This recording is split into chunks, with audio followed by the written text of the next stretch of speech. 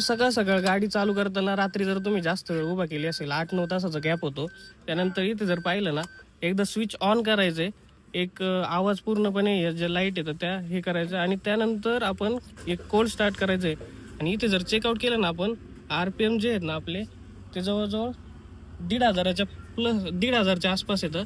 आणि ते RPM का असे येतात मी तुम्हाला दाखवतो. ते जर पाहिलं ना, ऑइल वगैरे सगळं आहे ना सकाळी चेंबरमध्ये जातं खाली, आणि बाकी एवढा जर गॅप असेल ना तर त्याच्यामुळे सगळं ऑइल वगैरे खाली जातं आणि RPM पण हाय असतं. कोल्ड स्टार्ट केल्यानंतर RPM पण स्लो होतं. आता इथे जर पाहिलं ना आपण, इंजिनचा आवाज खूप येतोय. एक मिनटं झालं ना कोल्ड स्टार्ट पूर्ण होईल, त्यानंतर इंजिनचा आवाज आपण चेकआउट करूया. पूर्णपणे ऑइल वगैरे सगळीकडे सर्क्युलेट होतं.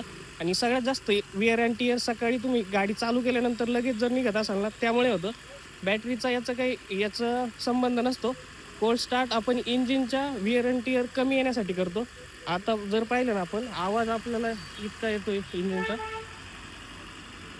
पण थोड्याच वेळात इथे जर पाहिलं ना आपण, हळूहळू आपलं जे RPM आहेत ना ते हळूहळू कमी व्हायला लागलेले आहेत आणि गाडी एकदम सायलेंट झालेली आहे. अशा प्रकारे सकाळी उठल्यानंतर गाडी जर चालू करत असाल तुम्ही एक 8-9 तासाच्या गॅप नंतर, तर सुरुवातीला तिला आणि AC वगैरे सगळं बंद ठेवायचं आहे.